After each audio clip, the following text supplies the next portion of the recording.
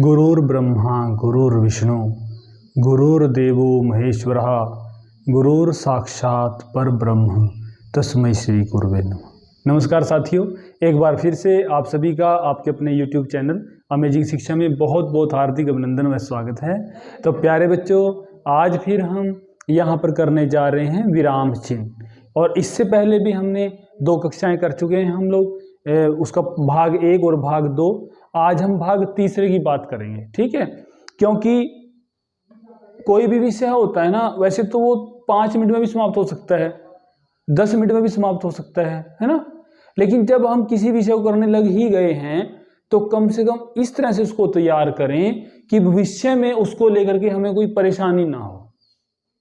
हम क्या करते हैं, हम सोचते हैं कि थोड़े समय में ही ज्यादा, हमें ना शॉर्टकट चलने की आदत है कि थोड़े समय में ही सारा काम। ऐसा नहीं होता। देखिए, कोई भी विषय अगर आपको स्पष्ट करना है और उसको बहुत बारीकी से समझना है तो थोड़ा समय तो आपको देना पड़ेगा, ठीक है। तो ये ना सोचें हमने इतनी लंबी जो वीडियो बनाई है वो यही था कि विराम चिन्ह कम से कम आपको पूरी तरह से आपको क्लियर वहां पर हो जाए, ठीक है। तो ये जो तीनों भाग है ना, अगर आपने विराम चिन्ह के देख लिए तो कोई दूसरा विराम चिन्ह बचता ही नहीं है जिसके बारे में हमें जानना है, ठीक है। तो आज भी हम विराम चिन्ह की बात करेंगे कि कौन कौन से वो विराम चिन्ह हैं जिनके बारे में हमें जानना चाहिए और जो हमने पहली जो कक्षाएं उनमें नहीं किए हैं, जो बचते हैं, शेष हैं जो, ठीक। तो आज हम बात करेंगे यहाँ विराम चिन्ह। सबसे पहले मैं बात करूंगा अवतरण चिन्ह की। देखिए, एक होता है अवतरण, ठीक है। इसी का दूसरा नाम होता है उद्धरण चिन्ह। इसके बारे में विचार करेंगे, बहुत ही महत्वपूर्ण चिन्ह है ये और अक्सर इसके बारे में परीक्षाओं में पूछा जाता है, ठीक है। तो इसकी जो सबसे पहले हम ये देख लें इसका चिन्ह कैसा होता है। देखिए, एक तो होता है ये, इसको भी अवतरण चिन्ह बोलेंगे हम, और एक होता है ये, ठीक है जी। ये दोनों ही क्या कहलाते हैं, अवतरण या उद्धरण चिन्ह, ठीक है। अब इनका प्रयोग हम कैसे करते हैं, कहां करते हैं वो समझते हैं। ये जो चिन्ह है ना बच्चों, इसे कहते हैं इकहरा चिन्ह। इकहरा, देखिए इकहरा, ठीक है। ये कैसे है, ये वाला, यानी यहां पर सिंगल है निशान और यहां आगे क्या है, डबल है। इसको कहते हैं दोहरा, इकहरा और दोहरा, ठीक है।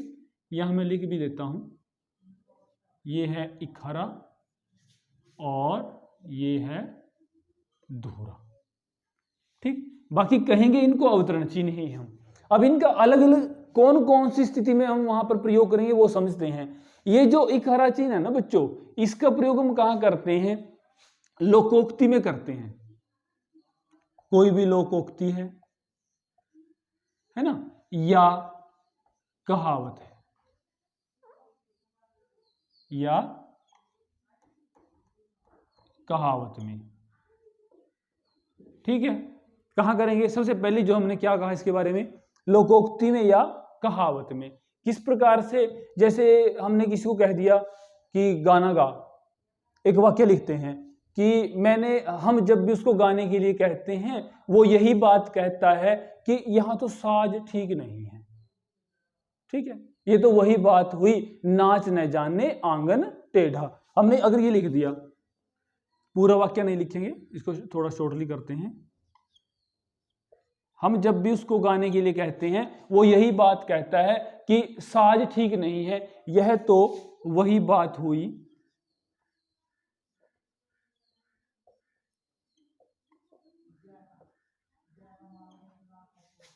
नाच न जाने आंगन टेढ़ा। ये हम लोग उक्तियां करते हैं ना, नाच न जाने आंगन टेढ़ा, ये चिन्ह है, ठीक है जी। पहली कंडीशन क्या है, किसी भी लोकोक्ति में या कोई भी कहावत हो उसमें हम इकहरा अवतरण चिन्ह का प्रयोग करते हैं या उद्धरण चिन्ह इसको कह सकते हैं हम, ठीक है। दूसरी जो कंडीशन रहेगी यहां पर क्या रहेगी, कोई भी शब्द, कोई भी शब्द मतलब कि कोई खास शब्द है, जैसे हम संज्ञा की परिभाषा लिखते हैं ना किसी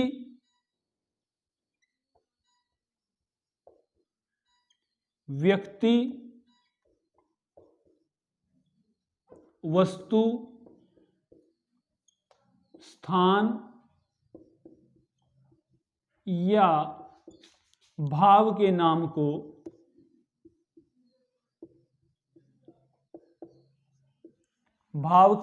को संज्ञा कहते हैं। जिस पर विशेष बल दिया जा रहा है संज्ञा कहते हैं। किसे कहते हैं संज्ञा? किसी व्यक्ति, वस्तु, स्थान, भाव के नाम को क्या कहेंगे? संज्ञा। विशेष बल किसके ऊपर है? संज्ञा कहते हैं। तो जो संज्ञा है ना, इसको हम इकहरा अवतरण चिन्ह में ले लेंगे, संज्ञा कहते हैं इस प्रकार से। ठीक है, जैसे कोई पुस्तक का नाम है गीता, इसको भी हम किस में लेंगे? अवतरण में। एक धार्मिक पुस्तक है,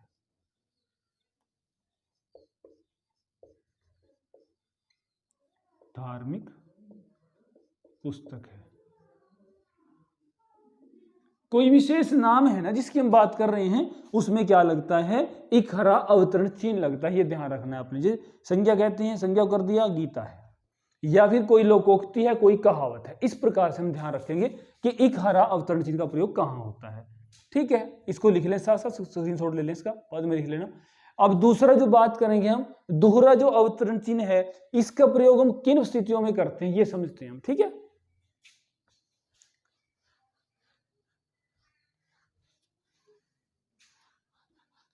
देखिए जो दोहरा अवतरण है ना, ये दोहरा क्या निशान है? ये है चिन्ह इसका। इसका प्रयोग कहां करेंगे भाई, ये समझे। देखिए,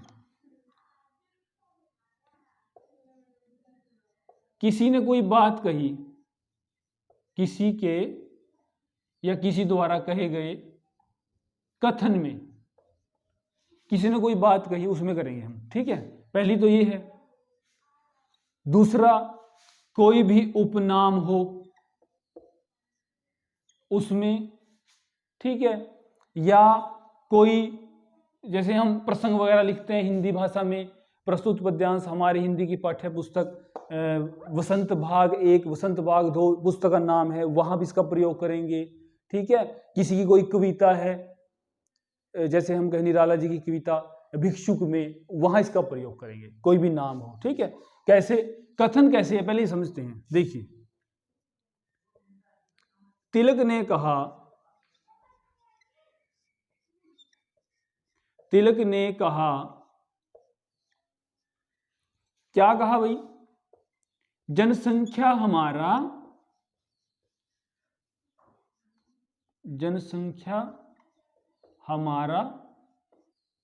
जन्मसिद्ध अधिकार है।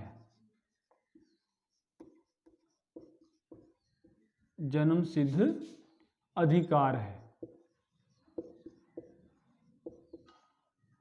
अधिकार है। ठीक है भाई, अब देखो, ये किसी के द्वारा कही गई बात है, और उसको ना उसी प्रकार से लिखने के लिए, उसी तरह से लिखने के लिए हम किसका प्रयोग करेंगे? दोहरा अवतरण चिन्ह का प्रयोग करते हैं। ठीक है, वैसे का वैसे किसी की बात, किसी ने जो कथन कहा है, किसी ने कोई बात कही है, उसको उसी प्रकार वैसे का वैसा लिख दें बिना किसी परिवर्तन के, तो उसमें भी कौन सा चिन्ह लगाएंगे? दोहरा अवतरण चिन्ह लगाते हैं, उदाहरण चिन्ह लगाते हैं। ठीक है, दूसरी बात, उपनाम हो किसी का भी, जैसे हम कई बार क्या करते हैं, संक्षिप्त रूप में किसी का जो उपनाम लगाते हैं, जैसे रामधारी, कोई कवि है मान लीजिए, रामधारी कवि या लेखक के नाम में कई बार लगाते हैं ना, रामधारी सिंह दिनकर। अब ये जो दिनकर है ना बच्चों, इसमें हम क्या लगा देते हैं? उपनाम में दोहरा अवतरण चिन्ह लगा देते हैं। रामधारी सिंह दिनकर, सूर्यकांत त्रिपाठी निराला, उपनाम है ये, तो उपनाम में लगाएंगे, और किसी के द्वारा कही गई कोई भी बात। ठीक है, सुभाष चंद्र बोस ने कहा था तुम मुझे खून दो मैं तुम्हें आजादी दूंगा, वो भी किस में आएगा? दोहरा अवतरण चिन्ह में आएगा। ठीक, तीसरी बात क्या बताई थी हमने? कथन हो गया, उपनाम है, एक कोई भी पुस्तक है या कविता का नाम ले लीजिए। देखिए, निराला द्वारा रचित कविता, क्या नाम है कविता का? भिक्षुक। ठीक है, भिक्षुक ये है। अब ये जो कविता का नाम है ना, इसको भी हम किस में लेंगे? दोहरा अवतरण चिन्ह में लेंगे। ठीक है, या फिर कोई पाठ्य पुस्तक का नाम हो, जैसे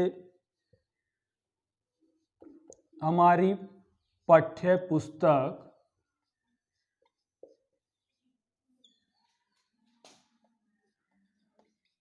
वसंत भाग 3, ये लिख दिया पुस्तक का नाम, तो इसको भी हम किस में लेंगे? दोहरा में। ठीक है जी, ये इकहरा और दोहरा में अंतर देख लें, नाम दोनों का एक ही है, अवतरण और उद्धरण। बस इसका प्रयोग तो मान लीजिए कोई लोकोक्ति है, कोई कहावत है, वहां कर लेंगे, या कोई विशेष नाम जैसे संज्ञा है, संज्ञा कहते हैं उसको, ये कहते हैं वो वाला हो जाएगा। और या जैसे गीता धार्मिक पुस्तक है, वहां पर विशेष कोई नाम में। दोहरा का प्रयोग कहाँ करेंगे? किसी ने कोई बात कही है उसको वैसे का वैसा लिखने के लिए करते हैं, और किसी का उपनाम हो उसमें करते हैं, कोई कविता का नाम हो या कवि का नाम हो या ये किसी पाठ्य पुस्तक का नाम, वहां पर इसका हम प्रयोग करते हैं। ठीक है, इसको समझ लें कि ये इसका प्रयोग कहाँ होगा, इसका प्रयोग कहाँ होता है। ठीक है, थोड़ा सा ध्यान से समझ लें, कोई दिक्कत नहीं, बड़ा आसान है। इसकी परिभाषा को देख लें, मुख्य मुख्य इसके पॉइंट नोट कर लें आप। ठीक, इसके बाद दूसरा जो हमारा आज विराम चिन्ह रहेगा वो है कोष्ठक। कोष्ठक कहां लगाते हैं वो समझिए। देखिए,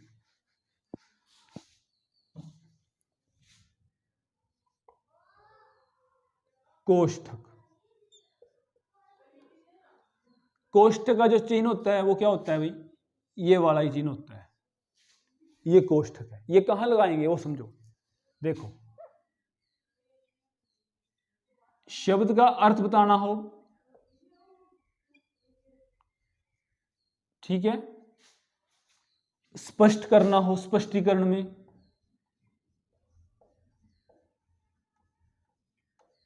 ठीक है, या विकल्प में।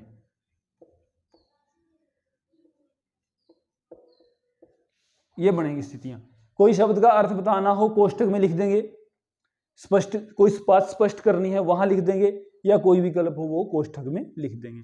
ये चिन्ह जो है ये किसका चिन्ह है? कोष्ठक। इसको क्या बोलते हैं? कोष्ठक बोलते हैं। कैसे? उदाहरण के माध्यम से समझते हैं। इसी का अर्थ देख लेते पहले। वह अनवर्त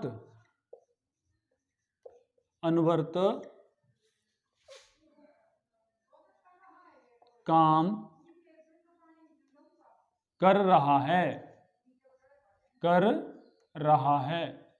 अब हमें लगता है कि ये जो बीच में पद है इसका हमें अर्थ स्पष्ट करना चाहिए ताकि पढ़ने वाले को सुविधा रहे, आसानी रहे उसको समझने में। तो यहां पर क्या किया?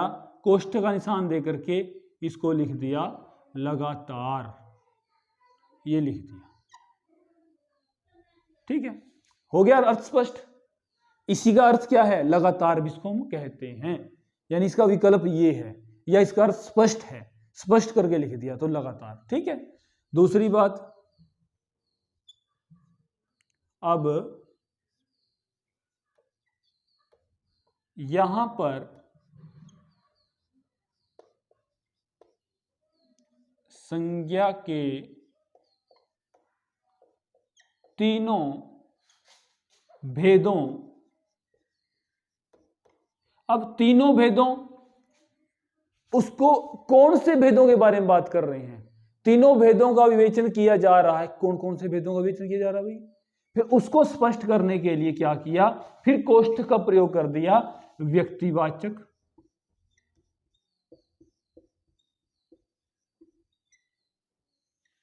जातिवाचक,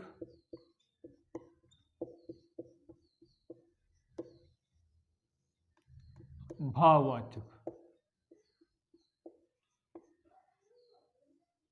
ये कर दिया स्पष्ट ताकि पाठक को दिक्कत ना हो।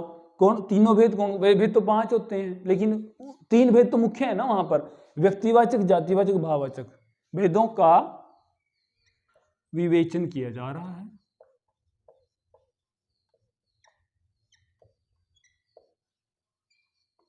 किया जा रहा है। ठीक है भाई, ये हो गया क्या, कोष्ठक। किसी शब्द को अर्थ बताने के लिए, उसको स्पष्टीकरण के लिए, उसके विकल्प के लिए हम किसका प्रयोग करते हैं, कोष्ठक का प्रयोग करते हैं। इसके बाद बात करते हैं हमारा अगला विराम चिन्ह त्रुटिपूरक, या इसी को हम क्या कहेंगे, हंसपद। ठीक है भाई, त्रुटिपूरक या हंसपद। अब ये क्या होते हैं समझे, इनका चिन्ह देखें पहले। जिस प्रकार से हम वाई बनाते हैं या वी बनाते हैं से उल्टा, ये जो दोनों चिन्ह है ना, ये दोनों ही चिन्ह क्या कहलाते हैं, त्रुटिपूरक या हंसपद कहलाते हैं। अब बच्चों इनका प्रयोग हम कहां करेंगे वो समझते हैं। मान लीजिए हमने कोई वाक्य लिखा, ठीक है, वाक्य लिख दिया हमने। वाक्य लिखते समय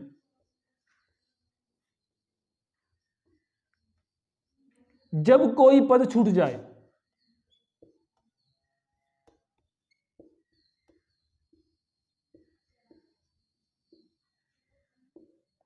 जब कोई पद छूट जाए, हम कोई वाक्य लिख रहे हैं और वाक्य लिखते ना हमें लगता है कि यहां पर ना वो पद आना चाहिए था, वो पद भी लिखा जाना चाहिए था, तो अब क्या करें, अब वहां क्या करेंगे हम वो समझेंगे। वाक्य लिखते समय जब कोई पद छूट जाए तो इस चिन्ह का प्रयोग करते हैं, तो इस चिन्ह का प्रयोग होता है भाई। ठीक है, कैसे, उदाहरण से ज्यादा अच्छे समझेंगे। माफी चाहूंगा। देखिए क्या वाक्य है, दूसरों का चिंतन करने वाले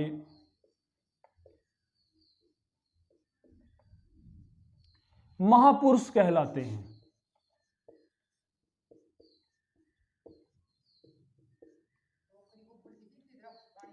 महापुरुष कहलाते हैं।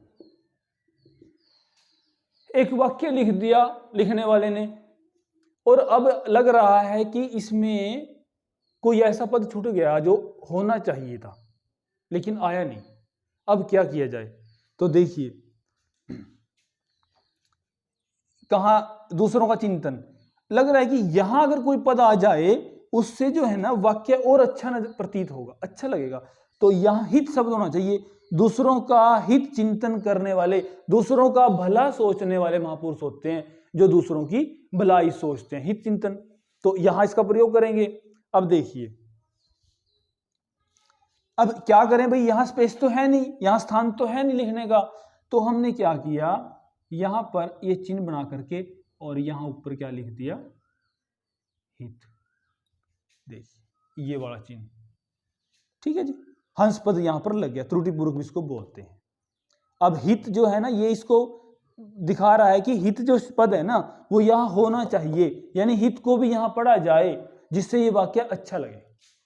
अब देखिए, दूसरों का हित चिंतन करने वाले महापुरुष कहलाते हैं। ठीक है, एक अन्य वाक्य, वह ठीक बजे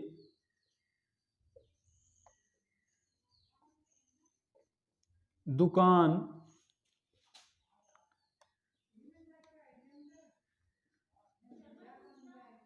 खोलता है। ठीक है, अब ठीक बजे दुकान खोलता है, ठीक बजे, ठीक बजे क्या है भाई, समय तो आया ही नहीं यहां पर, तो फिर हमें लगता है समय कैसे करें भाई, तो यहां समय दिखाने के लिए यहां पर इस चिन्ह का प्रयोग, इसको भी हम क्या बोलते हैं, त्रुटिपूर्वक या हंसपद बोलते हैं। और यहां पर जो है ऐसे ये 9, ये 9 लिख दिया हमने, 9 बजे। ठीक है, इस 9 को दिखाने के लिए त्रुटिपूर्वक चिन्ह का यहां प्रयोग कर दिया कि 9 बजे दुकान खोलता है। ठीक है, बड़ा ही महत्वपूर्ण है ये त्रुटिपूर्वक और हंसपद, ये इसकी पहचान है। और कहाँ लिखना है ये आपने यहां पर देख लिया, कोई पद छूट जाता है उसको दिखाने के लिए वहां पर इसका प्रयोग करते हैं। ठीक है, तो ये है त्रुटिपूर्वक और हंसपद। इसके बाद अगला जो चिन्ह है जिसकी हम बात करेंगे,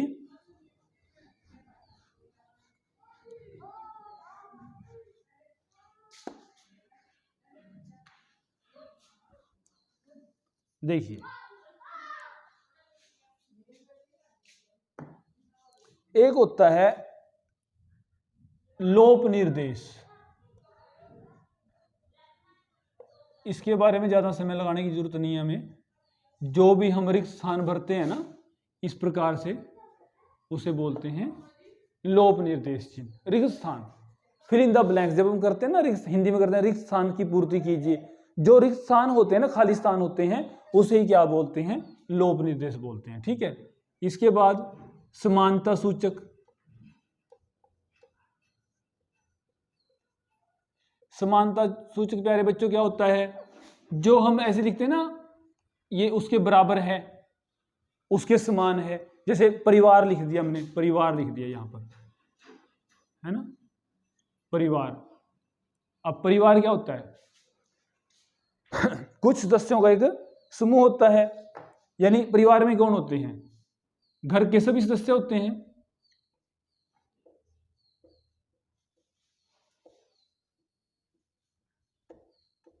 यानी समानता दिखाने के लिए यह समानता सूचक है। और आगे हम बात करेंगे अनुवर्त। ठीक है जी, या इसको कहते हैं पूर्ति पूरक सूचक।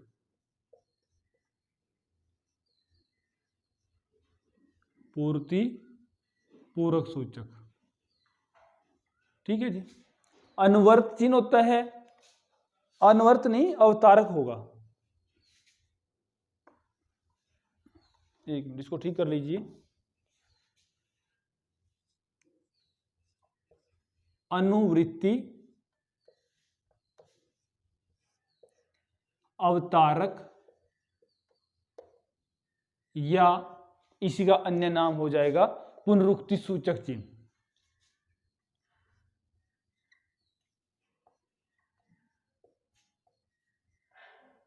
पुनरुक्ति सूचक चिन्ह। ठीक है। अब देखिए ये कैसा चिन्ह होता है, ये हम ना कई बार इस तरह ऐसे नहीं, ऐसे कर देते हैं ना, इसी को बोलते हैं हम अनुवृत्ति। अनुवृत्ति होता है कि वही बात जो पहले कही गई उसी की अनुवृत्ति के लिए। अवतारक भी कहते हैं और पुनरुक्ति सूचक चिन्ह भी कहते हैं। जैसे ऊपर की पंक्ति में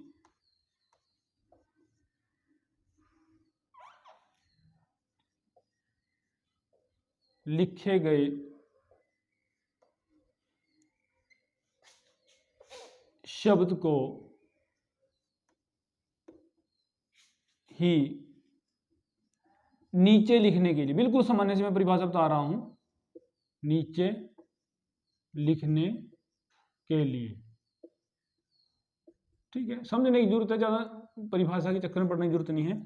जो बात हमने ऊपर लिखी है ना वही नीचे लिखनी है, तो दोबारा लिखने की बजाय ना, तो हम किस चिन्ह का प्रयोग करते हैं, अनुवर्त चिन्ह का प्रयोग करते हैं। कैसे, अनुवृत्ति का अवतारक आया पुनरुक्ति का। देखिए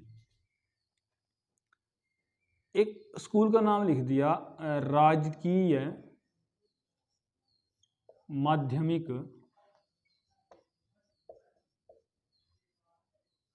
विद्यालय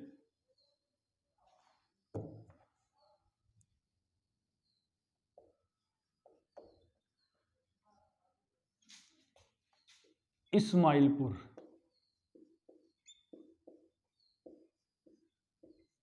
ये लिख दिया भाई। अब मैंने फिर से लिखना है, मतलब स्कूल के नाम लिखते, हम लिस्ट बना रहे हैं, एक सूची तैयार कर रहे हैं स्कूलों के नाम की। तो राजकीय माध्यमिक विद्यालय इस्माइलपुर, अब फिर लिखना हमने राजकीय माध्यमिक, तो यहां राजकीय माध्यमिक विद्यालय लिखने की बजाय हमने किसका प्रयोग कर दिया, अनुवृत्ति चिन्ह का प्रयोग कर दिया। अब देखो इसको ऐसे लिख देंगे हम बस। अब जो पढ़ने वाला है वो समझ लेगा कि जो ऊपर है ना वही नीचे है, और यहां नाम बदल जाएगा। मान लीजिए मैंने लिख दिया राजपुर। ठीक है भाई, यानी ऊपर की पंक्ति में जो शब्द या पद लिखा हुआ है ना उसी को नीचे लिखना है। तो बजाय उस पद को लिखने के हमने किसका प्रयोग कर दिया, अनुवृत्ति अवतारक या पुनरुक्ति सूचक चिन्ह का प्रयोग कर दिया। कई बार हम मैथ में प्रश्न करते हैं ना, जैसे 20 व्यक्ति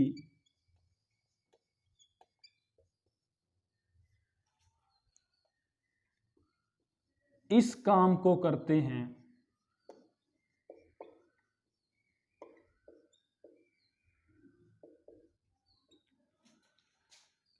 30 दिन में,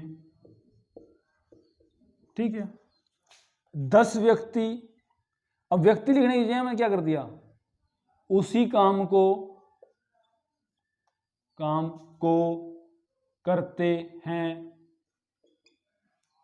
कितने में करेंगे, 30, 20, 10, ठीक है।